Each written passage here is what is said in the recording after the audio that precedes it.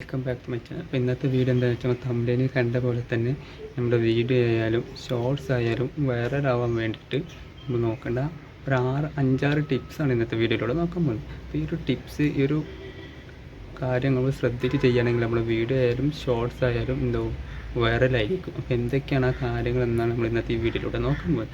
ഒരു 5-6 കാര്യമുണ്ട്. ഇതെല്ലാം നിങ്ങൾ അതുപോലെ ചെയ്താൽ നിങ്ങളുടെ വീഡിയോസും തീർച്ചയായിട്ടും വൈറലായിരിക്കും. അപ്പോൾ ചാനൽ എല്ലാവരും ഒന്ന് സബ്സ്ക്രൈബ് ചെയ്തിട്ട് വേണം. അപ്പോൾ നമുക്ക് എന്തായാലും ടിപ്സിലേക്ക് പോകാം. ഫസ്റ്റത്തെ ടിപ്സ് പറയുമ്പോൾ നല്ല വീഡിയോ ക്വാളിറ്റി ഉണ്ടായിരിക്കണം.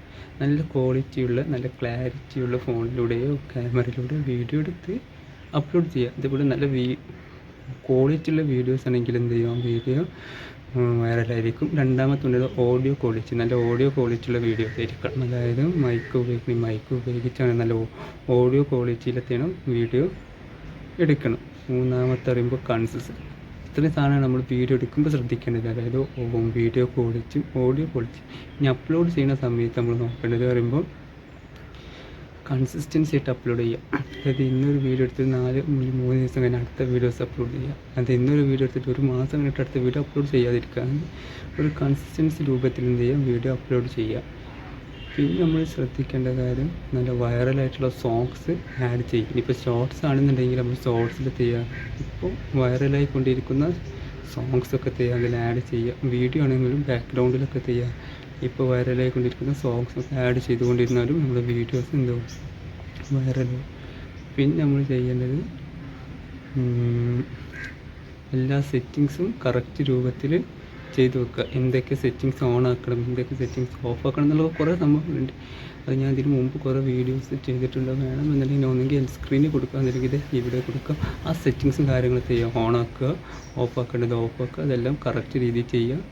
പിന്നെ നല്ല അട്രാക്റ്റീവായിട്ടുള്ള തംബ്നെയിൽ സെറ്റ് ചെയ്യുക. നല്ല അട്രാക്റ്റീവായിട്ടുള്ള തംബ്നെയിൽ സെറ്റ് ചെയ്യണം. പിന്നെ നല്ല അട്രാക്റ്റീവായിട്ടുള്ള ടൈറ്റിൽ കൊടുക്കുക. അതായത് ക്ലിക്ക് ഇംപ്രഷൻ കിട്ടാൻ വേണ്ടിയിട്ട് നല്ല അട്രാക്റ്റീവായിട്ടുള്ള ടൈറ്റിൽ കൊടുക്കുക.